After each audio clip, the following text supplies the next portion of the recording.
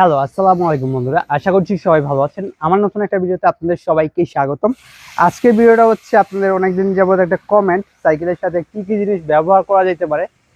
আজকে আমি মূলত সেই জিনিসটাই দেখাবো। সাইকেলের সাথে সবাই এই জিনিসগুলো রাখার চেষ্টা করবেন, মোটামুটি অনেকগুলো বেনিফিট পাবেন।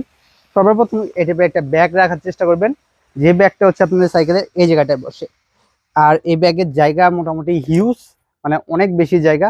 এতে আপনারা মোটামুটি সব কিছুই রাখতে পারবেন, মানে অনেক জায়গা এই ব্যাগটাতে। আপনারা মোটামুটি অনেক ভারী জিনিসপত্র রাখতে পারবেন, শিকল রাখতে পারবেন, সব কিছুই রাখতে পারবেন।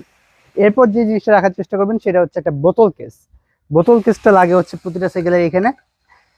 সবাই চেষ্টা করবেন প্রতিটা সাইকেলের সাথে একটা বোতল কেস ব্যবহার করার জন্য, এটার উপকার অনেক বেশি।